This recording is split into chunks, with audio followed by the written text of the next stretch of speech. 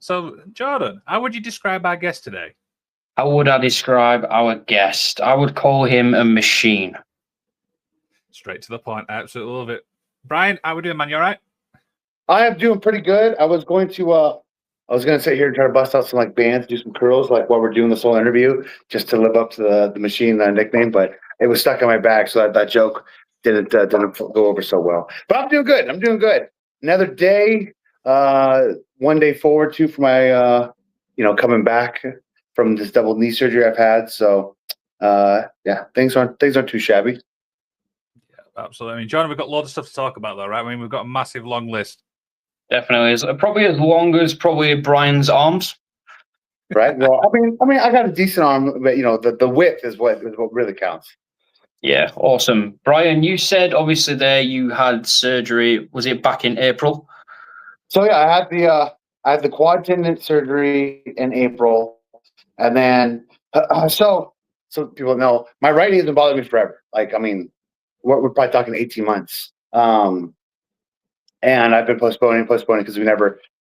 Well, I say we. I mean, any athlete, not just wrestlers, never want to take time off. Obviously, out of sight, out of mind. And I just kept pushing through.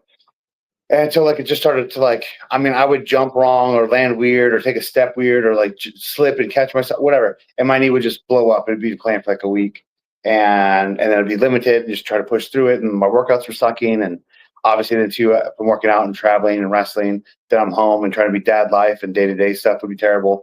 So the goal was, all right, I'm going to get through all in, which we just did. And then this week, technically, was when I was tentatively looking at getting this knee set for surgery to take care of that. Now, unfortunately, I tore this knee at the end of March, and I had to wait for a couple weeks before I could get surgery on it. And then while I was already out and it sucked, I was like, you know what? I really wanted that right knee done anyways. This knee was coming along really well, the left one. And I knew I could come back pretty quick, but I was like, I don't want to come back and then still have the right knee be an issue. And then have that now try to find a time for that. Because if I'm just out for several months and now I got to find another time to try to go out to get the right knee fixed. I go, you know what?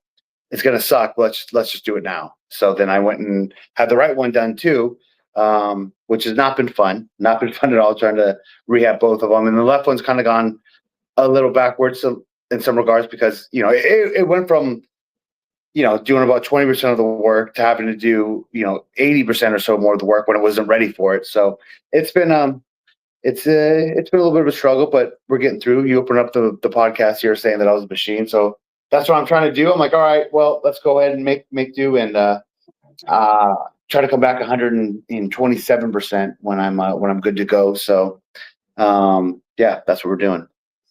When can we expect you back? I'm not giving anyone any dates or times. I know when I want to be back. I know when I think I'll be back, but I don't want anybody to have any sort of expectations or more so any sort of anticipation for that day. I want to just be a complete surprise. So I say that too because, and I've said this story a lot, and I'll just touch on it quickly. I was supposed to be in the original Double or Nothing Battle Royal as a big surprise, and the TNA, because I was the world champion at the time, they pulled me out of it last minute because I wasn't winning.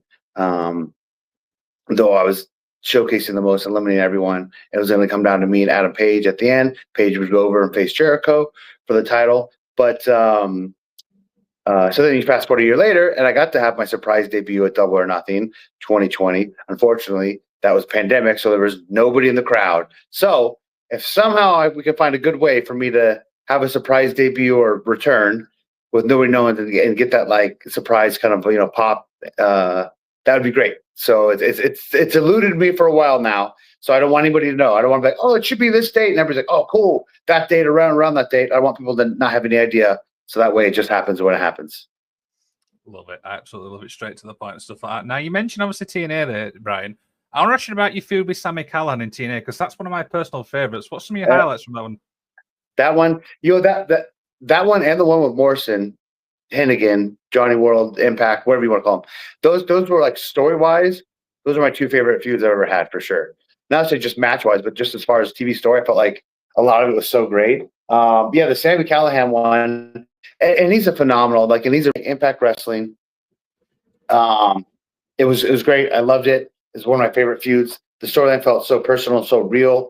And Sammy's great to work with. He has a great mind, great knowledge of wrestling, very highly underappreciated, and doesn't get the his full dues for that. And he really worked hard too on making me just look like an absolute monster throughout the whole program as well. And he does a phenomenal job of just looking like a dastardly, scumbag. I really liked the work the whole time.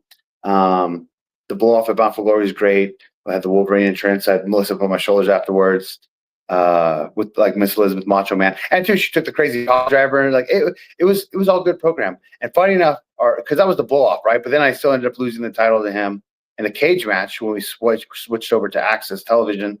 And so I was saying it's funny because at All In, not saying they stole it, but the finish of our cage match was very similar to the finish of Mercedes and Tony, because his finish was a power driver. So he hits me with a power driver, kick out. Then we go to the multiple power drivers, which is like what Tony did. And then I kick out. And it's funny because they do the multiple power drivers, kicks out. There's a big fallacy for Mercedes. They continue on to finish the power driver off the top rope. So exactly what we did. I kick out the multiple power drivers. We do a big falsy for me. We continue power driver off the top rope in the cage. 1, 2, 3. Sammy wins. But what's funnier about the coincidence of like it being almost the same match was the falsy for me and the top rope power driver were all called on the fly. So we had the multiple power drivers was supposed to be the finish, and then after we hit it, like I guess something happened. The show was way light, so the referee was screaming at us that they were screaming at him like, "Do not go home! Do not fucking go home! Do not!" So then we just improvised. We did a couple cool freaking things for me. I got big falsies, and then I was like, "What do we need for a finish now?" And I'm beating him up, and we're just like working up on the top, like we're both trying to get out. And he goes, "Oh, can you take a power driver off the top?" I go, "Fuck it, let's just do it." And then he just power driver off the top, and that was like the improv finish.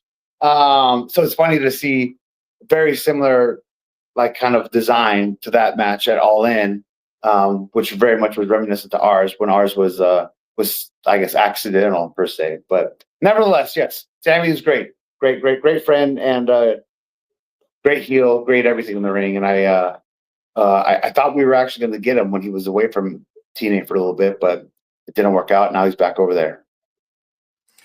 100%. John, back to you, man. Awesome. So you debuted in AEW in 2020, and then obviously being a part of Team Taz, you're now a part of Don Callis family, but one of my favorite things was a cinematic match that you had with Ricky Starks, Darby Allin, and Sting. Absolutely. You gave Sting his first move back, didn't you? Yep. Yeah. So we'll just touch on what you said first, even though it's not chronological order. The cinematic match is phenomenal. To me, that's the best cinematic match ever. I don't want to hear no shit about AJ Styles and Undertaker. Nah. I'll tell you why too. Because that match was actually cinematic. I felt like everything else was just kind of filmed differently, but it was still like more of a wrestling match. Like the fact of like how we shot and edited and how we have the cool entrances, and like one of my favorite shots too is like where like Sting is beating up Ricky in the ring, and they have that crazy freaking zoom cam that flies over all the way down the hallway to me picking up Darby out. Like there's just so many cool things in that, and I will give credit that a lot of those I guess camera work and ideas of that. A lot of it was Darby stuff too. But yeah, that was a really, really cool special match that was really meaningful and memorable for me. And it's funny. So Sting came back to just do cinematic matches because it was kind of getting a little bit of popularity, and he was thinking his career was probably done. He couldn't really wrestle and bump like he could anymore, or at least so he thought. And he thought it'd be easier to do some cinematic matches and be able to, carry on his legacy that way. So after we finished, because mind you, we shoot this thing for like 2 or 3 nights, and it's all overnight. It's in the warehouse. It's like wintertime. It's freezing. It's like 40 degrees. It's so cold. And it's not like we have a bunch of crash pads, and we're not doing stuff like a Hollywood movie set. So we're just doing the moves over and over. There's no crowd. It's stop and go, change the lighting, do this and that. So it's just like taking all these bumps and moves and hitting each other over and over and over again. Super cold. It was awful. Like there's a scene where I hit him with the snow shovel, and the boom mic guy kept on getting in the way. So I was hitting him hard, and it's a real snow shovel. And I remember myself feeling bad too, because I'm like, man, I can't keep killing Sting, but I can't phone it in. And I remember, I don't know how the sound guy kept getting in the way. And I remember the last time he did, because it was like 3 times in a row he did. We had to keep redoing it. And I think his name was Steve. And Sting goes, "Hey, Steve, do we have to talk for a minute? Did you want to get hit by the shovel? Like, and see how it feels? Maybe you can get your ass out of the way." But yeah, then they talked about me powerbombing Sting leading up to that match. And it kind of happened impromptu because there was a big storm in Texas. A lot of people weren't able to fly in. I made it in because I changed my flight. And it was like kind of like last minute, just for a surprise. So I was like, yeah, I'm thinking you can just powerbomb Sting. And he was like putting me over to Sting. And I didn't think much of it because I didn't want to like overthink anything. Because again, I could give him the most perfect, beautiful, perfect powerbomb of all time. And if anything happened, it would still be my fault. You know what I mean? Like it. So there was a little bit of worry of that. So I didn't think about it. And then afterwards, walking to the back, I was so excited. I go, dude, I just powerbombed Sting because obviously he's a lifelong wrestling fan. Sting was one of my favorites as a kid. He was my very first wrestling action figure I ever owned. And then, yeah, to have him basically be retired and come back, and then I gave him his first bump. It was pretty neat. It was pretty cool. Equally cool was to take the Scorpion Death Drop the following week. So very cool. Awesome. Liam, more over to you, man. Yeah, I want to ask about your time in Lucha Underground. What do you remember about that? That it was the best freaking time of wrestling in my entire life. Like AEW's, great. It's so much fun. I mean, I love pro wrestling in general, but Lucha Underground, I said it constantly when it was on the air. My favorite quote from like all my interviews then was, "I want to be a wrestler since I was 10 years old." It wasn't until Lucha Underground that I felt how I thought it would feel to be a pro wrestler at 10 years old. It was so good, and I thought it was going to be such a clusterfuck. I don't know if we can cuss. I'm sorry, I've dropped a few bombs, I thought it would be such a cluster. I thought it was going to be a quick payday. It would be up and down like WSX on MTV.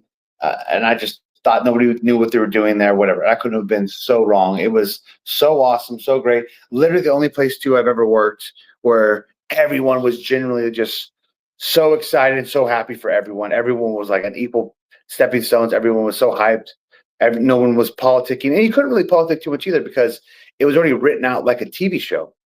Because and that's what I loved about it too. It wasn't a wrestling show on TV. It was a TV show about wrestling. So in regards, it almost came across more real because it was more fake. I don't know how that works. But like you don't watch Walking Dead and go, "Oh, that zombie wouldn't really do that." But it's not portraying itself as an actual live sporting event. It's portraying itself as a TV show. So you're watching a TV show, you're not expecting it to be over the top realism. And the fact that, I get to punch somebody's head off and there's people are killed and people are mythological creatures. And it was so much fun. It was so neat. And obviously I ended up meeting my wife there. So zero complaints. I wish we would have got a season 5. So there could have been an actual finality to it if they known that was going to be the last season. Because even the cliffhanger at the end of season 4 after Ultima Lucha was so great. And I was like, man, I knew that was it. It wasn't going to happen anymore. But I was like, I would really have to see where this goes from here. So. Awesome. John, it's over to you, man. So, obviously, Brian, we've established that you are a machine and you've obviously had bangers with Sami Callahan.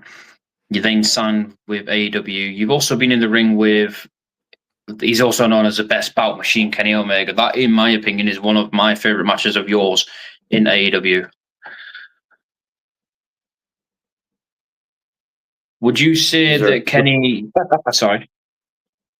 I was saying, is there a question or is that just a statement? No. Go ahead. Sorry, yeah, that's the question. I would say that's my favorite match of yours. What would you say it's like preparing for a match with Kenny? Well, a lot of people know that was a match I wanted for a really long time. Actually, starting in Lucha Underground, I was doing obviously Kenny's a great wrestler and I know who he is. So I'd love to work him. And then what really kind of built it more was in Lucha Underground, I started the Terminator clap, the chant. And then Kenny would do it for the dive. Now, I had no idea that Kenny was doing it for the dive. And then somebody else did like the homework. And I don't know what the first time he ever did it date-wise. Somebody said that I actually did beat him to the punch. And if I didn't, I still did it on my own. Like I was just, so I don't know if you guys remember, there's a really popular video of a bus driver uppercutting this lady that was trying to steal a ride. Like she was like spitting on him and hitting on him or whatever else. And then finally pulls the bus over and he goes, "That's it. You're going to jail now. You're going." And then he uppercuts the hell out of her. Anyways, funny viral video. This is from like 2012. But so when I would signal up for the discus lariat, I would say like, "Oh, you're going to jail now." And like when that video was popular, people would pop for it. And I was like, "Man, I need something else," because that's kind of outdated. I go, "I want something else." I was like, "You know what? I know what I'll do. Before I freaking do a big move, I'll start doing the Terminator clap to see people get into it." And it was the filming of Lucha Underground Season 2. I started a suplex, is when I did the deadlift suplex to Taya Valkyrie through the 2 tables on the outside. And right beforehand, and they edited out me doing the clap because they shows the crowd doing it. But right before I do it, as I fired up, I go, and then everyone started doing it. And then just like that, it caught on like wildfire, and it just always happened. So that really started the heat for Katie and I to like want to have a match because it was like the battle of the machines for the Terminator clap. But yeah, that I wanted to work on this whole time. There's a lot of close calls, almost happened. And I actually was scheduled to work on one time too, and then I hurt my knee right before him, which I was so devastated on.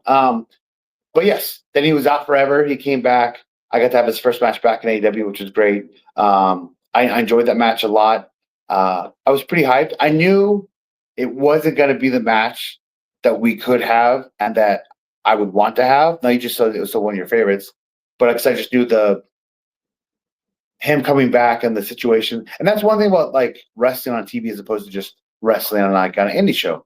Like in a big in-time indie show or obviously a pay-per-view, like when it's a one-off just big match, you obviously can go balls to the wall and have your 5-star main event and do it, just go out there and do everything but the kitchen sink.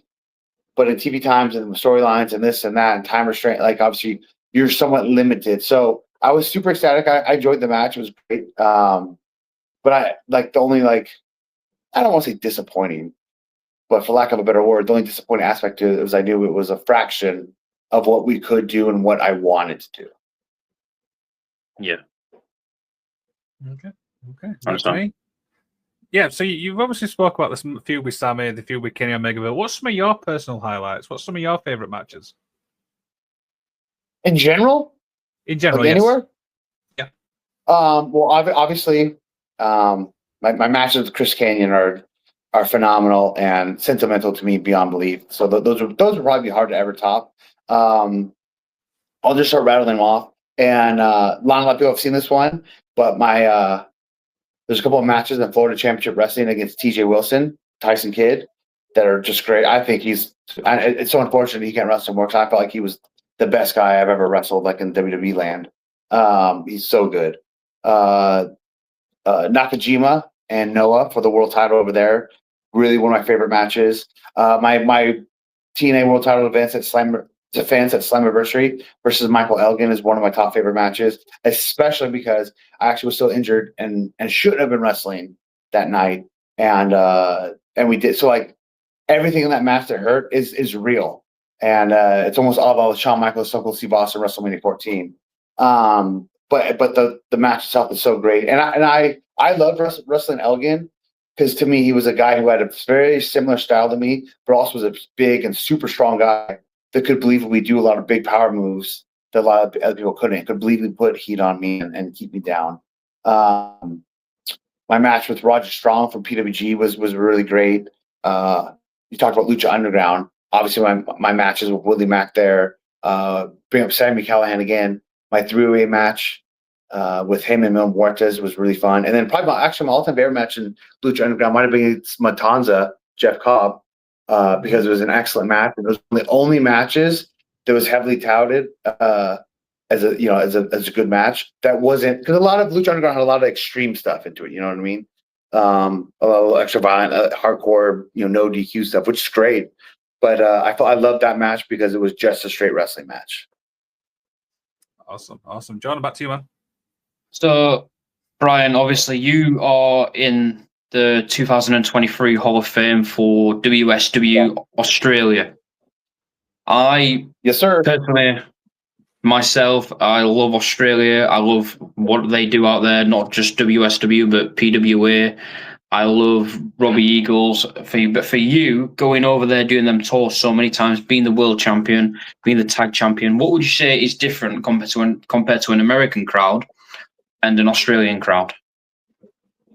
Well, I mean, I feel like just foreign crowds in general, especially the crowd over in the UK, just in Germany, I mean Europe, Germany included, obviously, are so hot. And I feel like because it's just not only a different fan base, but for us, and I'm seeing that from like a US foreigner, it's obviously people don't get to see you normally, right? So you kind of have the extra buzz. But yeah, those WSW tours and the Australia fans are freaking phenomenal. Like it's literally my favorite place to be and to compete. As far as how hyped they are, how much they are ecstatic to see us continuously come out there, year after year. The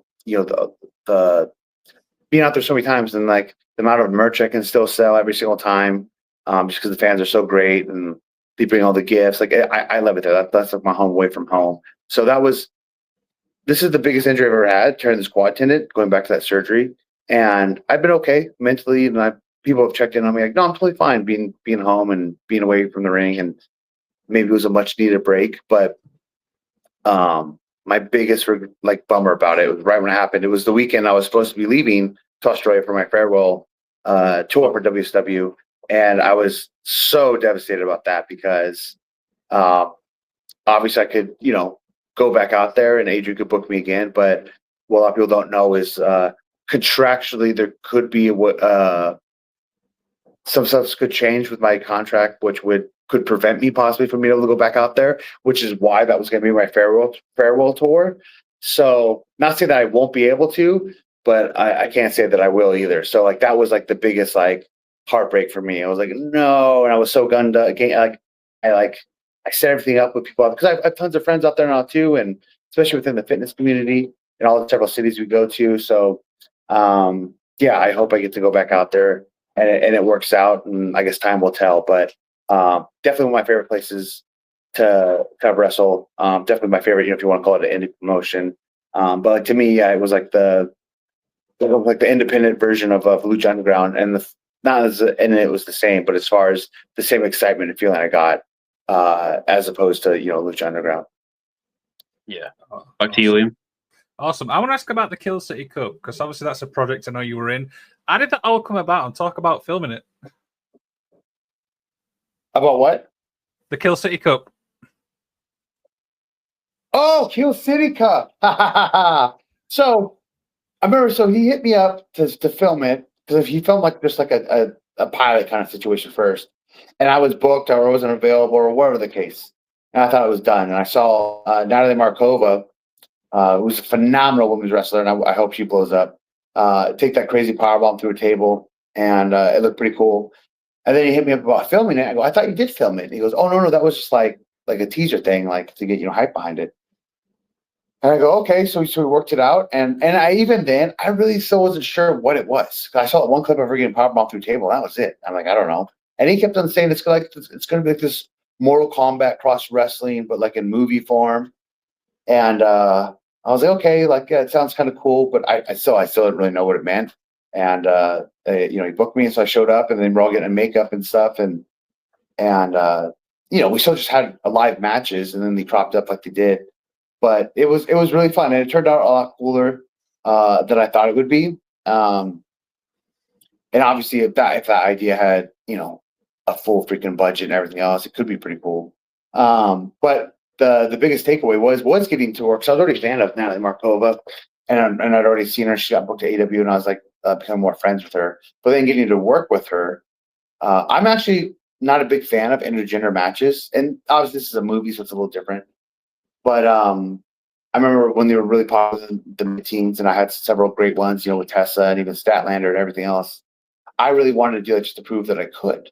But one thing, like watching anybody work, and then working and thinking they're good, and then wrestling them is a different way to say how good they actually are. So I say that because when I wrestled Natalie Markova in that match at Kill City Cup, oh my God, she was phenomenal. So and the bump she takes and how she sells everything is ridiculous. So she deserves. This is almost becoming a plug just for her. But she deserves to blow up for sure. But yeah, it was a fun, interesting thing, and it was cool. I got the T-shirt and the poster. We got like the little different like independent film awards and stuff. So it was pretty cool. I didn't really know what to expect or think much of it.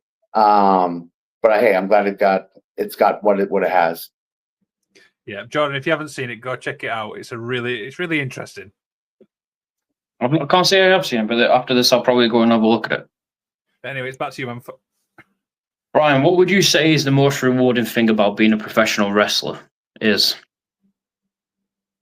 I mean, for me, it's like I just wanted to do my whole life. Like that's the most reward. Like just to have that sense of accomplishment of chasing your dream and achieving it. That for sure, my number one. I mean, outside of that, obviously the fans. So like when I get a message from anybody that says I, encouraged them to do this, to chase this dream, to accomplish this goal, to lose this weight, to whatever. Man, that to me always strikes me really hard in the heart, and I'm like, holy crap! Because I don't think of myself as any big deal, and I'm like, oh, I'm just a wrestler. Like if I'm on a flight, someone's a stewardess would be like, oh, hey, are you someone famous? And I go, maybe to some people. Like, so I don't think of myself in any sort of special way. And then when somebody takes something that I've done or I've said or whatever the case, and that impacts their life in some way for the positive, and I get word of that, that to me is tremendously irreplaceable and priceless. Actually, just shared something right before we jumped on this. I was looking for a post with someone to post about a happy birthday shout out, and I saw this throwback photo from my nephew. It was about 8.5 years ago or so, and he was chasing after. He's playing football, little pee-wee game of football, and he's chasing after the guy that was far away from him, running into the end zone. He scored the touchdown, but he was chasing and running after him so hard, hoping to catch up to him to tackle him. Anyways, it's a post from his mom. And I go, I was so proud of my son Grayson today, that he didn't give up and he tried. And I told him that I was proud of him. This is me quoting her. And then my nephew says, he goes, yeah. I know Brian never quit, never gave up on wrestling. So it made me not want to give up on running after him. And that and obviously he's a little kid there at that time, and he's in all my ups and downs and full struggles. But the fact that he just knows, and my brother, his dad, was one of the few too that would always kind of believe in me just because I was so determined to make stuff happen. So the fact that, however, that got relayed to my nephew, and for him to say that, that the fact that I never stopped, that I never gave up, that I never quit, made him, not quit just in that moment. I just said again, it was like one of my favorite posts ever. So those kind of things I feel like is the most endearing and rewarding thing about being a wrestler. Awesome. I want to ask, how did the machine nickname come about? That was Excalibur at PWG. Whenever I do the deadlift suplex, or and even sometimes when I just do like other feats of strength, or one of a flip or dive or something just for my size and my look. But mainly the deadlift suplex would really start out. He just started saying Brian Cage is a fucking machine, and then fans would start saying it and stuff. And then I'd hear it on the PWG DVDs, and I thought it was rad. And then obviously I can't say that because that's what it was. It was always fucking machine. And then obviously can't say that on TV and stuff. But everybody just took the machine moniker and ran with it. So that just became mine. And I feel like that's the best moniker. You can give yourself any sort of moniker. It could be cool, clever, catchy, even if you can make sense of it. But when somebody else gives you a moniker, that is the best. Like, for people who don't know, Mr. Perfect, Kurt Hennig, coined the phrase "Heartbreak Kid" for Shawn Michaels. Shawn Michaels to come up with it. So I feel like when somebody else bestows a name upon you, it's so much more fitting. Just like also the Swolverine nickname. I own that. I have that trademark. But actually, everyone, when I would be a heel at random indie shows, people would call me Wolverine when I had the sideburns and the hair and stuff. And I would usually fire back. I'd flex my arm, like, yeah, right. Hugh Jackman wishes he was this big, or whatever the case. And some guy in the crowd goes, yeah, that's because you're the Swolverine. And I was all,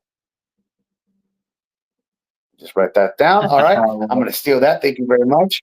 And so yeah, that's how I got that name. That's incredible. How about you, man? So Brian, you are select few who is in a video game, AEW Fight Forever. Mm-hmm. how did it come about you being selected for the game when AEW at the time had people still under contract from 2019 till 2023 when it came out? And what was the process like for you? Obviously, we know that if you're with WWE 2K, they get scanned and stuff like that. Is it the same process for you? No, they're like, who should be in the game for the roster for AEW? And I was like, who better? And they're like, I mean, all right, can't argue with that. No, I wasn't even sure I was going to be in the game the whole time. I know everyone took photos for it. Everyone like kind of did some stock stuff. We didn't do any of the motion capture work for it. But I don't know. It was just kind of unknown. And then I heard that I was going to be, but I still didn't really know. I didn't really know until the game came out. So I don't know how they selected. I don't know how the process went. And like I said, a lot of people just kind of assumed, but none of us knew for sure. But it was pretty sweet that the game and my action figure came out like in the same like kind of time span right there. So to go, to have being in a real video game and having my own action figure at the same time, which also my action figure is far not jacked enough. Like everyone, I'm the only real life person who's more jacked than his action figure. Like everyone else's action figure is so, like, it should be over exaggerated. It's an action figure. It's like a comic book. And even my son, my older son, when he got it, he goes, "Dad, why's your figure so small?" I go, "Thank you. I'm glad you thought so too." But I mentioned motion capture work. I did do the motion capture work for several 2K games, including my own stuff. Right? The first one I was booked there. They even said like, "Oh, you're one of the more created wrestlers online, so we wanted to have you just do your own move set." So that's why when people do create me on WWE games, my entrance, my finishers, the drill claw, just like everything in there, that my taunts, it is all me doing it. So that's why if you ever see me do like make a good Brian Cage, it's because it's all my moves and it's me doing everything. Interesting. Very interesting. So, Brian, I want to talk about the fan base because we know fans can be quite vocal and stuff like that. What's one thing that fans will never understand when it comes to wrestling?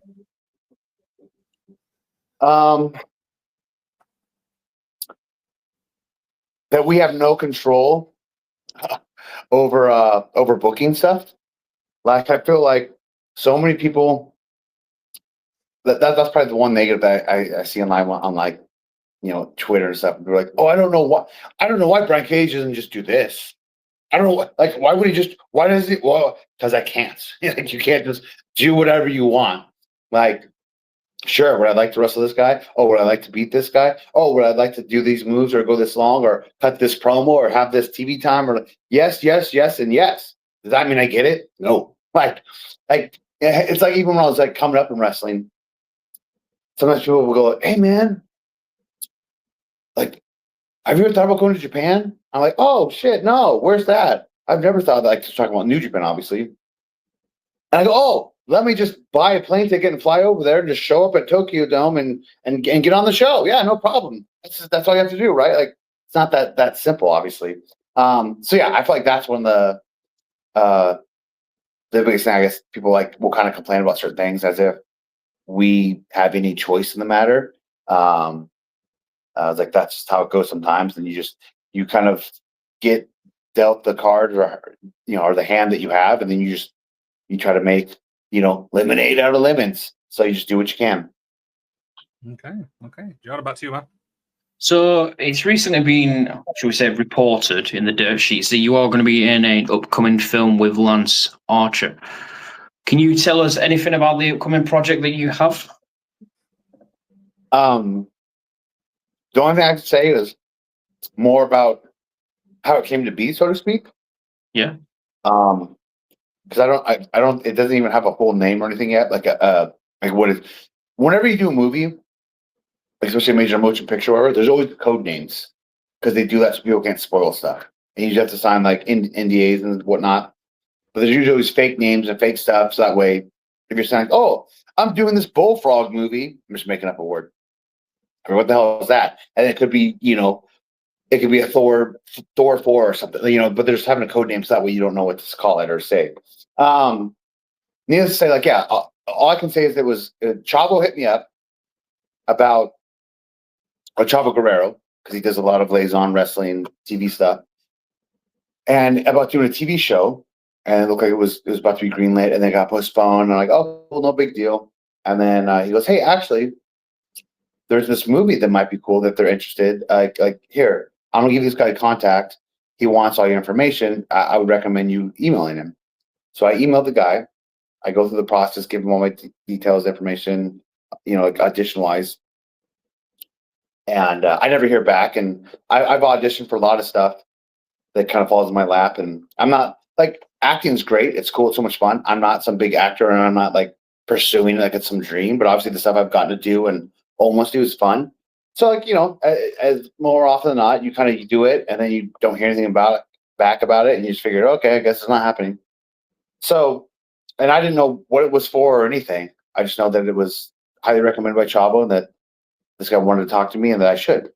So, several weeks go by, and then all of a sudden I get an email, and it says, "Hey, I just sat down and watched all your stuff with the director. He absolutely loves you. He thinks you're perfect. You're exactly what he's looking for. He knows everything about you, your look, your charisma, your personality, everything." He goes, we want to offer you the role. He goes, give me a call when you can. So I'm like, oh, shit. So I give him a call. Again, I don't even know what it is, what we're doing movie-wise and stuff. And he goes, oh, yeah, man, we're watching it. And Steven said this and Steven said that, because I don't even know who it is. And I go, Steven. And he goes, oh, yeah, the director. It's Steven Spielberg.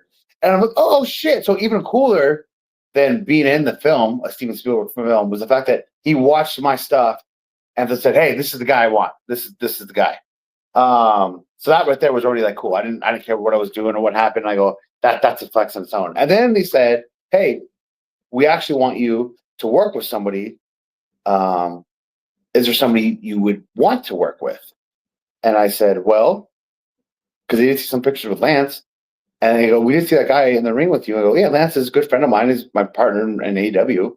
And he goes, yeah, would you be, would that be someone you'd want to work with and do some stuff with? I go, yeah, sure. Awesome. He goes, okay, well, we'll note that, but give us a list of some other guys. And so I did. And I thought Lance made the most sense and was the coolest or easiest. And, but they're like, oh, just give us more just in case. And then obviously they went with Lance.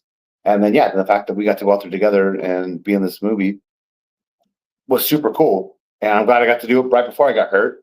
So, and as of right now, I believe it's slated for a June 2026 release. I don't know if that'll stick or not, but yeah, that was very cool. And then I actually have a couple stuff that possibly might be happening on top of that now too, that I haven't began filming. So like, yeah, if I start getting to do some cool little stuff on the side like that, that'd be great. Awesome. Liam, we're over to you, man. Awesome. I want to talk about how hard is it juggling family life and wrestling life? Terribly hard. Sorry, 1 second.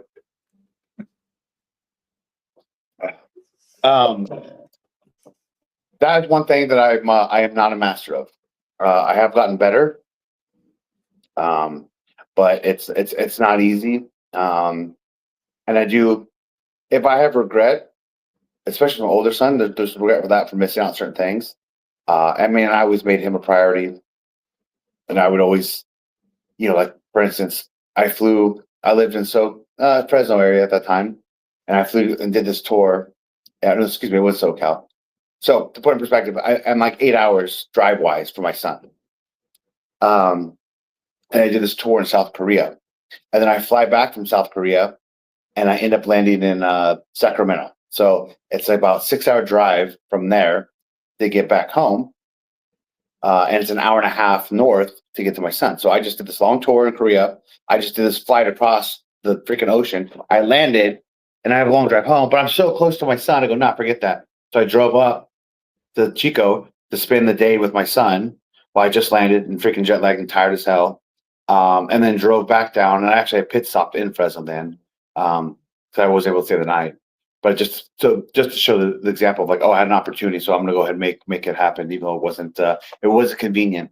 So that being said, I'll take this opportunity right now. This might be a little sidebar from this question, but I don't know why, but out of nowhere last night, I don't know. Sorry. I don't know why it just hit me. I just started thinking about it, and I love wrestling more than anything.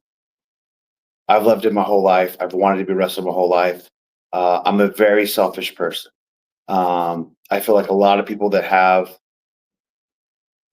strive to accomplish something, especially in sports, entertainment, whatever, kind of have to be, because if you want to stand out and be the best, or close to the best, you have to go above and beyond, which means you're kind of pushing everything else and everyone else kind of to the side. That goes the same in bodybuilding world and fitness wise, where it's about my schedule, what I'm working out, when I got to work out, when I got to eat, what I got to eat, where I got to be, I got to sleep, I got to do this. It's me, me, me, me, me, me, me. I don't give a shit about anybody else. Like if I want to go and show up and be the best version, it's all about me. That being said, I feel like I've given more love and attention at times to wrestling over everybody else. And it wasn't until I was just laying in bed last night and I was thinking about that, and I was like, man, maybe this, like, there has been some benefits to this injury. My wife and I'm just being a little personal. My wife and I were going through a hard time, and it wasn't looking great. And I remember, and I think it's too spiritual on everybody right now. This is like a random opening. I remember really praying, and it's actually while we were filming this movie too, that we were just talking about the Spielberg movie. While I was in New York, and I was really praying about it, and I was like, man, I basically willing to do anything and everything to save this and to make it work. And I tore my quad tendon, and that really kind of, in a way, played a big role in kind of making things better, so to speak. And I feel like maybe that was it. This whole time I've been chasing wrestling, putting wrestling above everything else, and I feel like I've been missing out so much and not really realizing it. And I think this was a bit of an eye-opener, an opportunity for me to sit back and take in a lot of stuff that I was maybe not giving as much attention to that I should have. I said it helped my relationship with my wife. It obviously gave me more time with my children. So to go back to that question, like, yes, it is hard. It's hard to manage both of them for sure. And then especially too, if you're prioritizing what you do, which is, it's great that I love what I do, because the right thing, you never work, you never feel like you work, but there is, a passion and love that starts to almost become into a negative, almost like an obsession level kind of thing, where it kind of damages other relationships and other things around you. And I do feel like, even if I've improved that throughout the last several years, I do feel like that's always been something, as I just started flashbacking last night and looking through my whole life, like, oh man. And I don't want to say I regret a whole lot, because you still, the paths you chose and took is still what led you to where you are today. And I'm very happy and content with where I'm at today. And obviously, it's lessons learned. But I definitely feel like, again, when I was reaching out, and I was really praying hard, because I thought I was really scared my life was going to change a whole lot, not for the better. And for this opportunity to kind of happen, and to use the phrase divine intervention, seems almost kind of fitting, because of how much kind of changed and my eyes opened up without even like really realizing it. And I said, I just had this like kind of epiphany last night randomly, where I was just like, oh my God, like, look how everything's kind of turned out and things have changed. And, the give and take, without getting too much into details. I was like, holy man. And I think it was my first time I've ever really admitted to myself, even though I've always known it, of how selfish I can be, and like how much I really do put wrestling above everything else. And again, like that's great to succeed at something, but there's also that fine line where it's like, all right, that's probably too much. So a little bit of a side quest there on that question. Sorry guys, but that hit me last night, and I go, you know what? If that comes up, I go, maybe I'll say something about that today. And I just felt like kind of fitting to answer that question there, to kind of give out. It was almost like an admission that I wanted to kind of just say, and I guess it's happened to be you guys a podcast, what I wanted to say, where it's I do feel bad that it's taken me that long to realize that, maybe I should have. And again, it's great to have this much love and passion for anything, especially wrestling.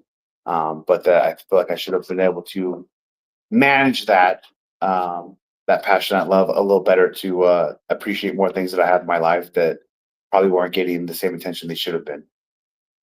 Wow, thank you so much for sharing that, man. That means a lot. John, back to you, bro. Yeah, just on what Liam just said, thank you for sharing that, Brian. I appreciate it. No worries. So obviously a few days ago or a week ago, you just been baptized, if I'm correct. Yes, that's it. Kind of fitting into the topic I was just talking about too. And then even then, just question there, I don't know. And again, I'm not trying to make this become like a big spiritual session with me too, but I think this shirt is so cool. It says it wasn't raining when Noah built the ark. And I just thought that's so super rich. And it just was happened to be a shirt that was the closest to me in a bag when I was leaving today. So I put it on, but it's a pretty cool similar shirt. But yes, go ahead. Yes, I was baptized just a couple weeks ago. How important was it to be baptized to you? So I've always been spiritual and religious, and I've always believed in God. And I was saved at a young age, but for whatever reason, I never wanted to get baptized. Like, not like I was like against it or like forget this. But I don't know. There was no desire for me to want to get baptized. And whenever I'd see someone do it or hear about it, I'm like, oh, that's cool, great, but it wouldn't entice me to do it. Didn't make me want to do it. And I couldn't really ever describe why. And just never even thought about it. Like, oh, maybe when like I didn't care. Like I was like, oh, I believe in God and this and that, like it's fine. And I don't know what my issue was with baptized. And then my wife actually got baptized last October. And it was on a whim, and she just kind of did it. It was great. And I was so supportive and so proud. And even her doing it, it wasn't even like, oh, maybe I want to do it. And it didn't even register to me at all. I'm like, oh, that's cool, whatever. And then the week before I'd gotten baptized, just kind of like just hit me last night. We're in our church service, and it was a fun service. And then they usually do like a big baptism service every so often or whatever, or not service, but like after the service they do one. And they just kind of started speaking about it, and immediately all of a sudden I wanted to do it. And again, I've never wanted to, didn't even care about it. And I just started thinking about it. I go, you know what? And I looked at my wife and I go, I think I might want to get baptized next week. And she was like, really? And I go, yeah, I don't know why, but I kind of think I do. And then, that weekend, and she thought that we wouldn't go to church. I go, no, I want to go to church because I want to get baptized today. So we go there, we do the service, and they bring up the baptism stuff, and the people want to do it. We all stand up, and we hadn't said anything to my daughter about it. My daughter usually always in the, like the child service, and she happened just to stay there this time. And I'm standing up, and they're talking about it, and she's talking to my wife, and she looks up, and my daughter goes, "Daddy, I want to get baptized." And so she has no idea I'm even getting baptized. We haven't said anything to her, so it wasn't like I coaxed her into doing it, or hey, you should do it too. You should do it. Like, it was just randomly on her own. She's like, I want to do it. So not only did it mean a lot to me, and I was glad that I did it. It was even that much more meaningful and memorable now because to get to do it together at the same time with my daughter, which was totally unplanned and really was really, really neat and special to me. Awesome. No, Brian, obviously you've been in multiple promotions, tons and tons of matches. Is anybody you'd like to get in the ring with? AJ Styles has been my dream match forever. That's the simple answer. Like Kenny Omega was like the dream match in AEW, and like I wanted to work with him forever. But I mean, like dream match would be Prime Shawn Michaels, which obviously that just can't happen.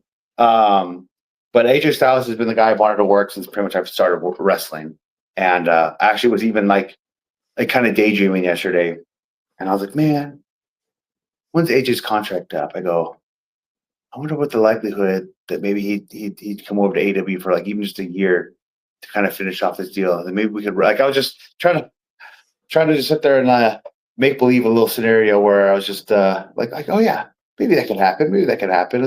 I don't know.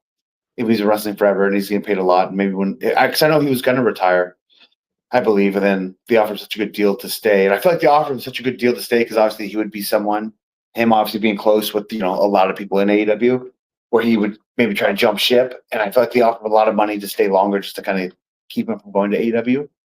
But for me, anyways, going back to my love and passion for wrestling, if I worked in one company for a long time and then I was done, but I could go do like a part-time, year run somewhere or something like that, just to kind of do some fun matches, different crowd, different people. Obviously, too, there's a lot of old familiar faces and friends from our Ring of Honor, PWG and stuff, and New Japan for AJ. I was like, oh, I feel like, just at least this is for me, that it would be fun to go, like, okay, I'm done here. Let me go do this little side quest real quick, before I hang it up. And obviously, that doesn't mean that it'll happen. I'm just kind of talking on mass and trying to manifest something just so I can selfishly get the opportunity to work AJ Styles. But yeah, that's the main guy I would love to work. Awesome. John, back to you, bro. So going back to what Liam just said, obviously you faced so many people, and before you got injured, you was, correct me if I'm wrong, scheduled to face the Hurt Syndicate for the tag titles. So that was one. It's funny you mentioned what's one thing you wish fans knew about wrestling. So that was one thing that started getting me a little irritated. We were never booked to work the Hurt Syndicate. Never. For the pay-per-view right before I got hurt. Now we were booked to work Hurt Syndicate for the Revolution pay-per-view. And we were supposed to have, like, not only were we going, hey, we need a real win, and then the Hurt Syndicate and like characters like, you guys need a real win. Then even backstage, they're like, you guys need a real win. So like, we were trying to find someone to work, and the Outrunners walked by. I'm like, hey, what about the Runners? And they're like, oh, okay, yeah, that could work. So like, okay, cool. We did a little segment, booked. We're like, oh yeah, if you guys win, then we'll give you guys a title shot. Then they were going to work us. We were going to beat them. We were going to work Hurt Syndicate at Revolution, which would have been. And I know the Hurt Syndicate wanted to work with us because I have my history with Bobby Lashley, Shelton and Lance have a lot of history from LA or New Japan and WWE. Plus, I know they wanted to work with us because we're two big monstrous guys too. They can actually have a believable match, and just like I said with Elgin and me, we could actually put believable heat on them and everything else. Then the Outrunners do that little viral thing in Nebraska for that basketball deal out of nowhere, which is so random. Which I always thought was funny because they don't give credit to, they don't say their names, they don't say their wrestling names, their tag team name. They even say AEW. They just go, oh, a couple of pro wrestlers come down, so it's very generic. But it didn't even really go viral, but it got a little traction obviously online. So out of nowhere, literally right before our match, they go, oh wait, the Runners are up now, and we're like, what? And so we put them over so that they're going to work Hurt Syndicate. And then the idea was supposedly that we were going to continue the feud, which actually I liked more to stretch it out just because everyone kept on asking for Hurt Syndicate and us. And I felt like it was a little too quickly booked. Like I'd rather build it and kind of get something. Don't just be like, oh, hey, you guys, let's have a match. Like I felt like it was too rushed booked. So, okay, if we could do this. Because the Hurt Syndicate kind of distracted us, and they could almost like, where it almost looks like, and that was their decision too. They were saying, oh, if it looks like we're kind of evading you guys, like we're badasses, but we don't want to wrestle you guys, I feel like there's more to do it. And we could build it to the next pay-per-view. I go, yeah, for sure. And then in that way, just like I said before, now too, we build it enough. Win or lose, everyone has something to gain from it. And then like in the time too, like, oh, then when we go to Nebraska, you guys could probably work Outrunners in a rematch and beat them there and this, like, whatever. So like, okay, how it was all painted sounded great. And then just nothing happened. So like we were asking, hey, are we doing anything? And like even Hurt Syndicate was like, hey, are you guys what's happening? And we didn't go anywhere. We didn't do anything with it. So I guess it was just like, oh, okay, that was the idea, and then it just kind of didn't happen. And then then I hurt my knee and I was out. So whenever it goes, oh, we were planning to work Hurt Syndicate, then Brian Cage hurt his knee, and then they threw Big Bill and Brian Keith in there. That's why. That was never why. I mean, they could have had us booked against Hurt Syndicate, and then it didn't happen because I hurt my knee. But if that was the case, it would have been last minute random too, because as of the Dynamite before I hurt myself, there was nothing set for anything. Actually, no. I'm lying. It was originally going to be a 6-man match. It was me, Mark, and Lance versus Orange Cassidy, Mark, and who was it Will? Then and then Will Hobbs. It's going to be a 6-man Philly like street fight kind of situation. That is right. And then right before I got hurt, Orange Cassidy got hurt, which also like made stuff a little like iffy. And then after I got hurt, Mark Davis got hurt too. So that's right. Yeah. So yeah, no, we were never booked. We were never booked to work Hurt Syndicate. Okay. So Brian, what's the goals also for you now? Short term, long term? What's that? What's the goals for you now, personally, short term and long term? Well, obviously, short term is to not only recover but get back in the best shape I've ever been.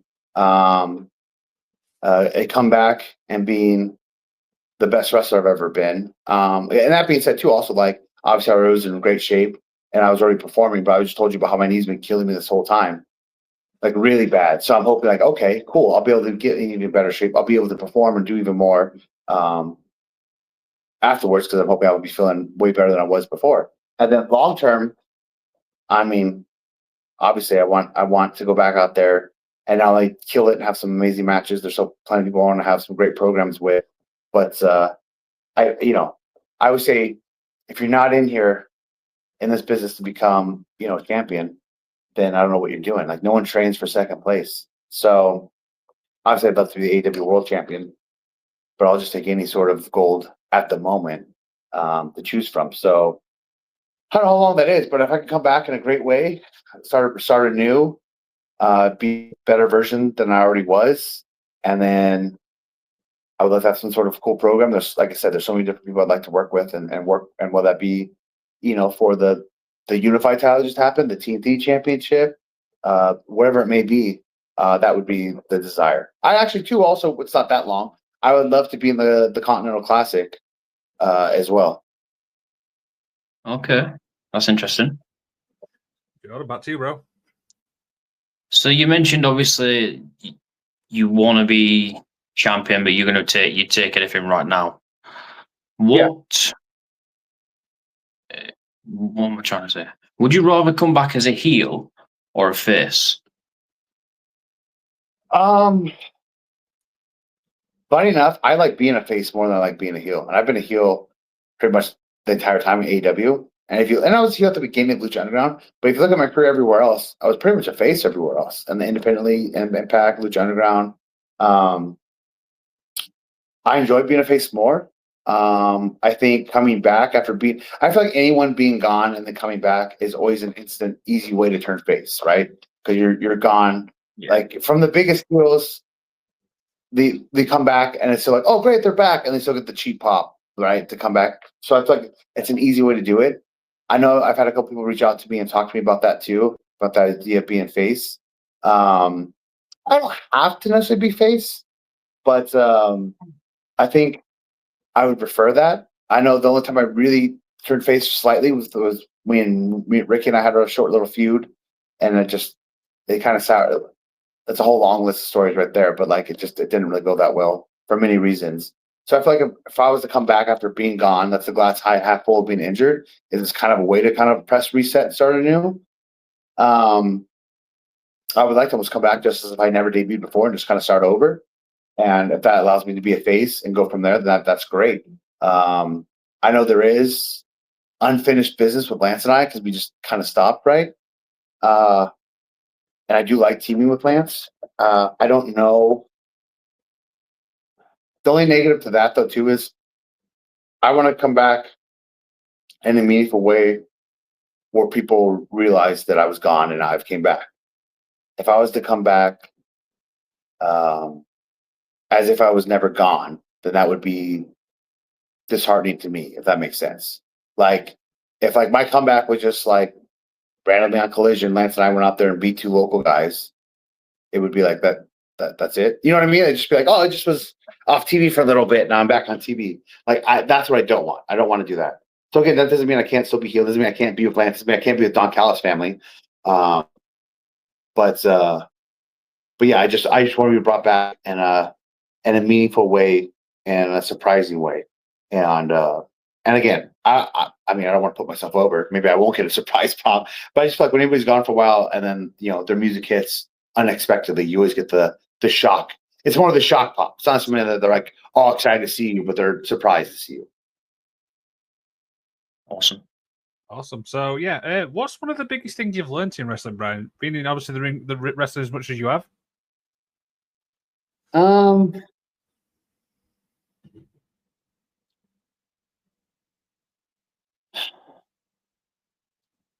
I don't know if I have one solidified thing that like stands out the most. I guess from a negative standpoint, traveling freaking sucks. It's the worst. I've said it, and other people have too, where we wrestle for free and we get paid to travel because the travel is the actual work part of it, and we love to wrestle. I mean, again, just as I said earlier too, just being able to live your dream and having such a desire to succeed at something and getting to just has such a feeling of accomplishment and just like never say die, never quit attitude. Going back to my nephew saying that, like, oh, Brian never quit or gave up on wrestling. So I feel like just teaching you that kind of work ethic and mindset has been great. And then, I mean, it is a job still. So you also learn that, not everything goes your way. It's not always butterfly and rainbows. It's definitely not fake. Definitely all hurts. But it's way better than sitting in traffic, driving to your cubicle to sit for a 9-to-5 job. That's for sure. Whenever I complain about stuff, traveling wise, or delayed flights, canceled flights, whatever else, and it is a struggle. But sometimes too, my wife Melissa will be like, "Hey, you could be stuck on the freeway trying to get to your job to work, at a desk all day long." Like, just to put it in perspective, I go, yeah, I guess you're right. John, about you, bro. Awesome, Brian. So the last few questions, and then I know you're a very busy man. So the last few questions, obviously you mentioned. I just sucked down my pre-workout because I'm gonna go get pumped after this. So let's go. What do we got? Awesome. So like I said, the last few. Obviously, you mentioned the Don Callis family.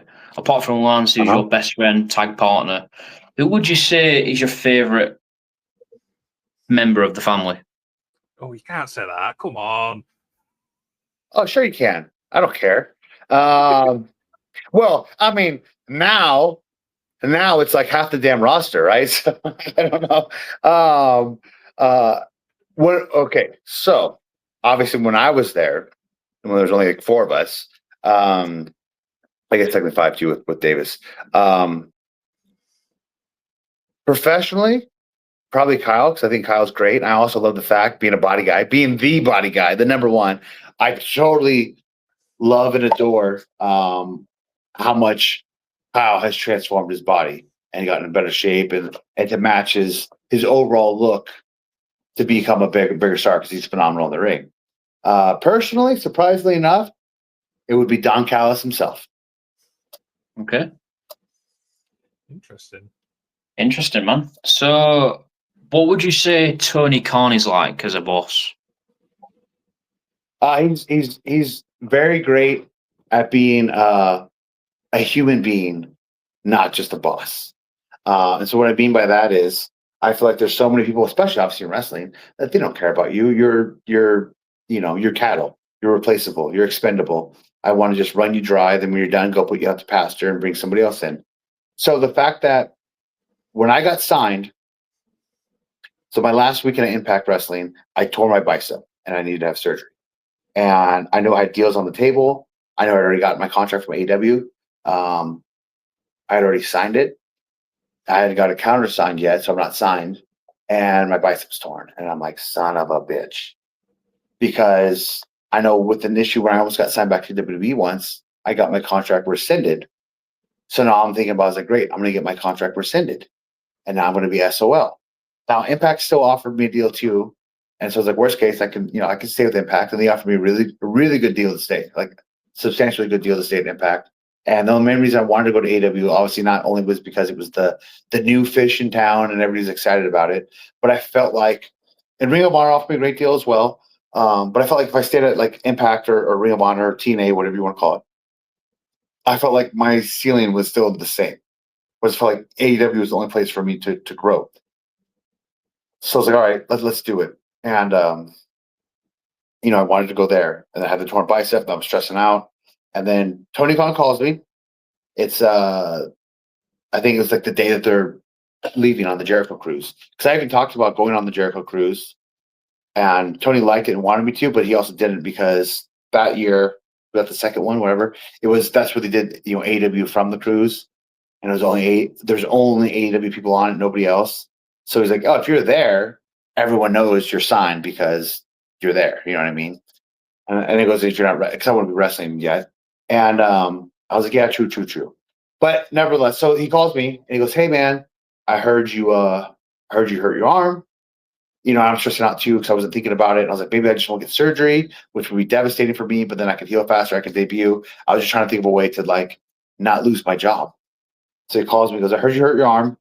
I just want to let you know, you're probably worried about it. And he goes, don't worry. We still like you. We still want you. We still trust in you. We're going to sign you. We're going to pay you. Get surgery. Get it taken care of. Let us know when you're good, and we'll bring you in. And then he goes, and even then, a step further, if you want, I can fly you out to Jacksonville. You can see the Jaguars doctor, and he can do the surgery for you if you need. And I was like, wow, right? Like, nobody else would have done that. Nobody else. And I get it too. On top of also signing me and paying me, because I make this analogy. It's like if you will go and you buy a car, and then you sign the paperwork, you give them the down payment, you buy the car, and then the dealership goes, oh, by the way, we're going to have to fix a couple of things on this car. So you have to pay for it, your monthly payments, but you're not going to be able to drive it for a few months. You'd be like, what?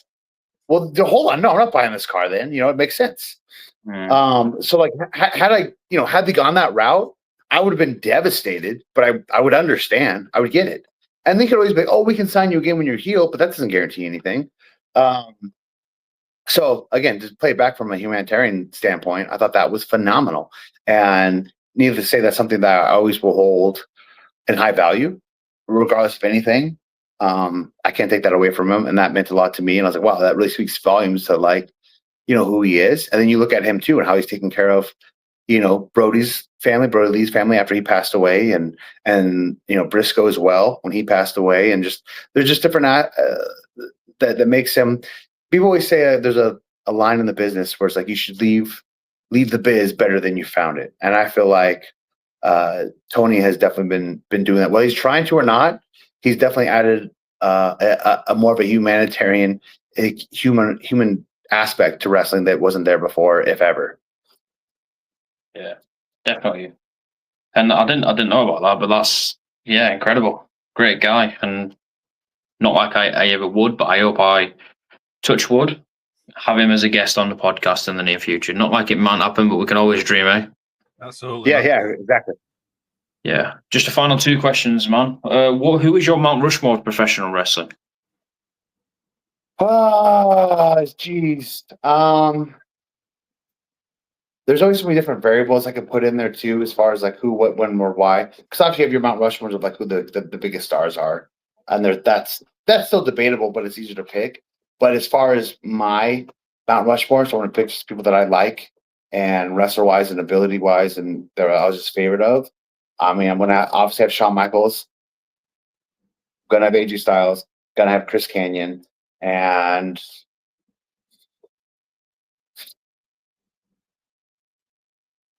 you know what? It would be it'd be way too more taboo. I would like to put Chris Benoit there, wrestling wise. But since he's kind of blacked out, you could replace him with Eddie Guerrero or Kurt Angle, I would say for sure. And then if you have the Mount Rushmore just of wrestling, I mean, it's got to be.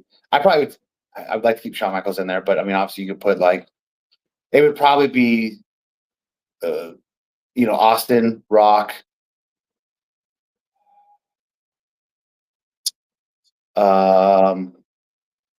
Hogan, Flair, and Cena are all pretty interchangeable, I would say as well. Like that, to me, those are the top five. Those five names are the biggest names in wrestling. Like when you just think of pro wrestling, what's put pro wrestling on the map, what's transcended and gone out beyond pro wrestling. Those are the five biggest names in wrestling for sure. 100%. 100%, man. So I like to finish every interview off to be positive. So what is an inspirational message from Brian Cage, the Machine? Everyone has a dream. Everyone has a passion. Everybody has a desire. A lot of people don't succeed or fulfill those dreams or desires, not because they fail, but because they never try. And a lot of people never try because they're scared to fail. When the only way to fail is to never try. I don't mean to make that some sort of rhyme or riddle, but that's just it. Everyone has a passion. Everyone has a desire. There's probably only about 5% that do whatever it takes to go after those and make those dreams happen. And a lot more people could be more successful if they actually did that as well. And I feel like again, people just want to play it safe. They want to just like, hey, let's just take it easy. And also a lot of friends and family members can almost be, not want to see you succeed, not really give you the support. And not because maliciously they don't want to see you succeed, but for two reasons. One, again, like even my mom, she was kind of like, not because she didn't want me to go after my dream, but because she wanted me to have a safe, realistic job just to have, financial stability for myself. There's that aspect. And there's also the aspect of other people, even if they're doing well financially, they're probably at a job that they don't love, that they don't enjoy, and it isn't what they wanted to do. And they didn't ever even try to probably do what they wanted to do.